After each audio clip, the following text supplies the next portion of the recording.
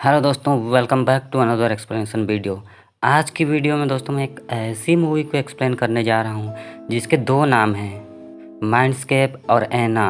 तो दोस्तों 70 के दशक में यूएस के डिफेंस एजेंसी ने कुछ लोगों को उनकी परमिशन लेकर कुछ एक्सपेरिमेंट किया, जिसके कारण उन लोगों में कुछ शक्तियाँ आ जाती है। वे लोग किसी के भी यादों में जाकर उनकी यादों को देख सकते थे। इन शक्तियों वाले लोगों को वीवर कहा जाता है। वीवर्स किसी भी अपराधी के दिमाग में जाकर उनकी किए गए गुनाह को वे लोग देख सकते थे और वीवर्स अपराधी के गुनाहों को कोर्ट में पेश करते थे, जिसके कारण बहुत सारे केसेस जल्दी जल्दी सॉल्व होने लगे। पर कोर्ट में इन सबूतों को ज़्यादा भाव नहीं दिया जाता था।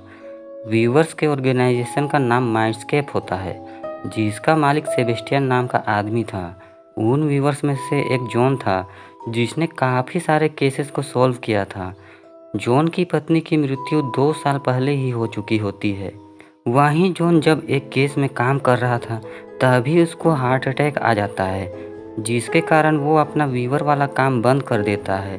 पर ज़्यादा दिनों तक काम नहीं करने के कारण उसके पास पैसों की तंगी हो जाती है और उसे अपना घर तक बेचने की नौबत आ जाती है।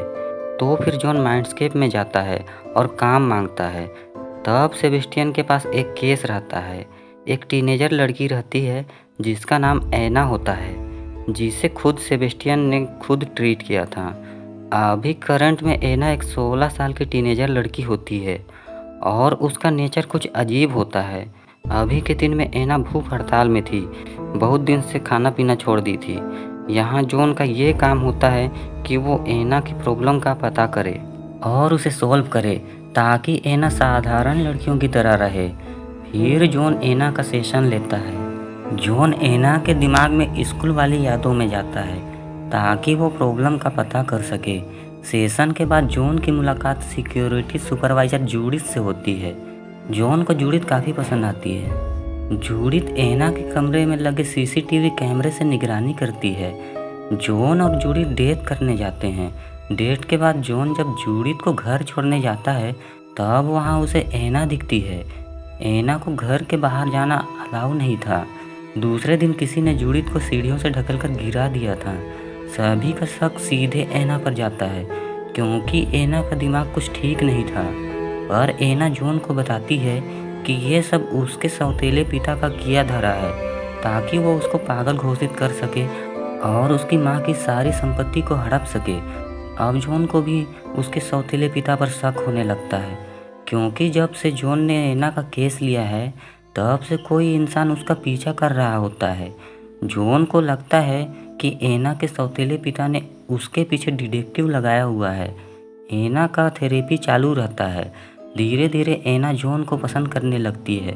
वो जॉन की एक तस्वीर बनाती है और उस पर लिखी होती है, तुम ही मेरी सुरक्षित जगह हो। शुरू से ही हम ऐना को देखते हैं तो उसका नेचर थोड़ा अजीब होता है। ऐना को बचपन से ही डॉक्टर्स और साइकेट्रिक्स का एक्सपीरियंस होता है और वे लोग कैसे काम करते हैं ये सब भी वो जानती थी। इसीलिए वे जैसा आंसर चाहते हैं वो वैसा ही आंसर देती है। एक दिन ऐना जॉन को बताती है कि स्कूल में उसकी एक फ्रेंड थी, उसका नाम मौसी था। उसी दिन के सेशन में जॉन ऐना के उस याद में जाता है जब ऐना स्कूल में थी। ऐना का अपने ही टीचर के साथ सेक्सुअल रिलेशनशिप था और उसके टीचर ने ऐना के गंदी फोटोज भी खींची थी। उसी याद में जॉन देखता है कि ऐना और बाकी के स्टूडेंट फ़ोटो डेवलप कर रहे थे और ऐना का वही टीचर ऐना के शरीर को टच कर रहा था। इसी यादों के बीच जॉन का दिमाग अपनी यादों की तरफ चला जाता है। वो अपनी उस याद में चला जाता है जब उसकी पत्नी की मृत्यु हुई थी। जैसे तैसे जॉन होश में आता है।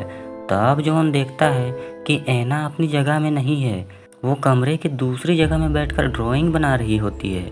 जॉन की ज़िंदगी में ऐसा पहली बार हुआ था कि उसके होश आने से पहले ही पेशेंट अपने आप अपनी यादों से बाहर आया हो। यहाँ पर हम व्यूवर्स को पता चलता है कि ऐना जॉन को उसकी ही यादों में फंसा रही है और जॉन को गुमराह कर रही है और साथ ही अपनी यादों को भी बदल के दिखा रही होती है। ऐना का वो टीचर जिसने ऐना को टच किया था, उसे स्टूडेंट्स के साथ सेक्सुअल हरासमेंट के जुर्म में जेल हो गई थी। तो जॉन इन्वेस्टिगेट करने के लिए उसी टीचर के पास जेल में मिलने जाता है। तब उसका टीचर बताता है कि एना एक अजीब लड़की है और उसने ही उसे फंसाकर जेल भेजी है। दूसरे दिन के सेशन में जॉन एना की उस मेमोरी में जाता है जब एना स्कूल में थी और 3 लड़कियां उसकी रैगिंग करती है। फिर वो तीनों लड़कियां प्रिंसिपल के ऑफिस से दारू चुरा कर पीती हैं। फिर जब प्रिंसिपल उनसे पूछताछ करने आती है तब वो एना से पूछती है, पर एना कुछ नहीं बताती है। इसी मेमोरी में जॉन देखता है कि स्कूल की एक घड़ी रुकी हुई है। तब जॉन समझ जाता है कि एना मेमोरी को चेंज करके दिखा रही है। वहीं बचाए जाने के कारण तीनों लड़कियां एना से माफ़ी मांगती हैं। फिर दूसरे दिन की पार्टी में उसे इनवाइट करती हैं। अगले दिन जब तीनों लड़कियां चाय पीती हैं तो उनके मुंह से झाग निकलने लगता है, मतलब कि उन्हें किसी ने पॉइजन दिया था। जॉन का सीधे शक एना पर जाता है। तो होश आने के बाद जॉन एना से सीधे सीधे पूछता है कि उसने तीनों लड़कियों को पॉइजन क्यों दिया। तब एना पॉइजन देने की बात को लेकर इनकार कर देती है और गुस्से में बोलती है कि मैं तुम पर भरोसा करके अपनी मेमोरी को दिखा रही हूँ और वो उसी पर शक कर रहा है।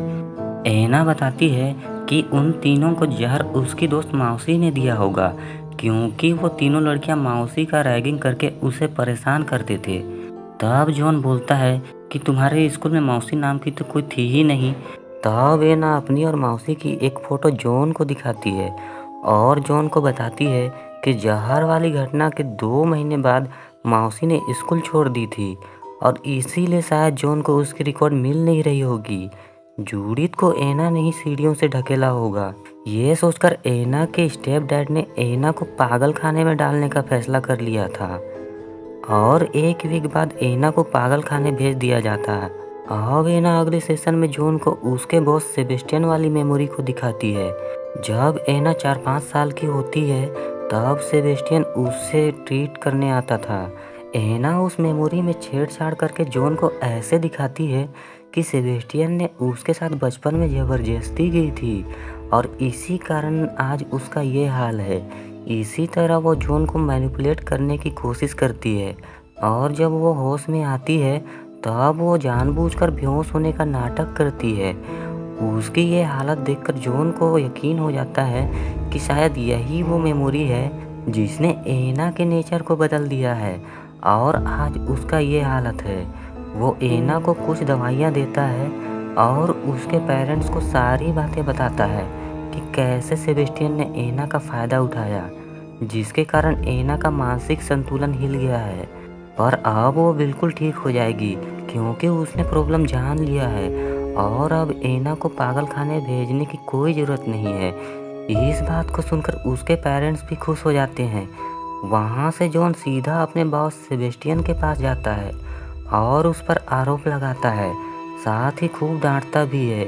सेबेस्टियन उसे बहुत समझाने की कोशिश करता है पर जॉन कुछ भी सुनने का मूड में नहीं रहता है और बिना कुछ सुने ही वहाँ से चला जाता है। घर आने के बाद जॉन एना के स्कूल रिकॉर्ड को देख रहा था। तभी जॉन की नज़र एना की फ्रेंड मौसी की फ़ोटो पर पड़ती है, पर स्कूल रिकॉर्ड में उस फोटो पर कोई और नाम लिखा होता है और पूरी लिस्ट में कोई भी मौसी नाम की लड़की नहीं होती है। अब जॉन को कुछ तो गड़बड़ महसूस होने लगता है। वो एना के पास से एक पेन ड्राइव लाया था और जब वो उस पेन ड्राइव को चेक करता है तभी उसे प्राइवेट नाम का एक फोल्डर दिखाई देता है। उस फोल्डर में बहुत सारी लड़कियों की अश्लील फोटोज होती है। जॉन एकदम से कंफ्यूज, तभी उसको एना का कॉल आता है। वो बोलती है कि उसके घर में कोई अनजान इंसान घुस गया है, उसे बहुत डर लग रहा है। वो जॉन को जल्दी घर आने को कहती है। जॉन तुरंत एना के घर पहुंच जाता है। वो सीधे सिक्योरिटी रूम में जाता है। वहां से वो देखता है कि किसी ने एना के पेरेंट्स की हत्या कर दी है। जॉन घबरा जाता है और तुरंत पुलिस को कॉल करता है। तो पुलिस बताती है कि किसी ने पहले ही उसे कॉल करके बता दिया है और वे रास्ते में हैं। तभी जॉन देखता है कि एना जंगल की तरफ भाग रही है, तो जॉन भी एना के पीछे जाता है। अब जॉन एना के पास पहुंचता है। तब वह जॉन को गले लगाकर बोलती है कि आई एम सॉरी जॉन, फिर वो जॉन के हाथ को पकड़ती है और वहाँ से भाग जाती है। तभी वहाँ पुलिस आ जाती है। तब जॉन अपने हाथों को देखता है तो उसके हाथों में खून लगा था। मतलब कि दोस्तों, एना ने ही अपने पेरेंट्स का खून किया था और जॉन के हाथों में खून लगाकर भाग गई थी। जॉन के हाथों में खून लगा देखकर पुलिस जॉन को ही एना और उसके पेरेंट्स का हत्यारा समझ बैठते हैं और पुलिस जॉन को गिरफ्तार कर लेती है। वे समझते हैं कि जॉन ने एना का कत्ल करके उसकी बॉडी को कहीं छुपा दिया है। फिर हम देखते हैं कि जॉन होश में आता है। तब वो जेल में अपने सामने वही इंसान को देखता है जो कि पूरी मूवी में उसका पीछा कर रहा था। वो इंसान एक वीवर होता है और अब तक हमने जो कुछ भी देखा था वो सब जॉन की यादें थी जिसे कि वो वीवर देख रहा था। सेबेस्टियन की टीम तो समझ जाती है कि जॉन हत्यारा नहीं है, पर उनके पास ठोस सबूत नहीं रहता है जिससे कि वे जॉन को निर्दोष साबित कर पाते। दूसरी ओर हम एना को देखते हैं जो कि एक फूल के साथ अपना एक फ़ोटो जिसमें कि उसने आज के दिन की न्यूज़पेपर पकड़ी है उसे जॉन के पास जेल में भिजवाती है। और इतना सबूत काफ़ी होता है कि जॉन ने एना का कत्ल नहीं किया है और एना अब भी कहीं पर जिंदा है और वो निर्दोष साबित होकर छूट जाता है। और सारी बातें सुनकर वो जूडिथ के साथ मूव ऑन करने का तय करता है और मूवी यहीं ख़त्म हो जाती है। आशा करता हूँ दोस्तों आपको ये एक्सप्लेनेशन पसंद आया हो। अगर हाँ तो प्लीज़ इस वीडियो को लाइक कर दीजिए और एक प्यारा सा कमेंट कर दीजिए। मैं मिलता हूँ आपको नेक्स्ट एक्सप्लेनेशन वीडियो पर। तब तक के लिए बाय।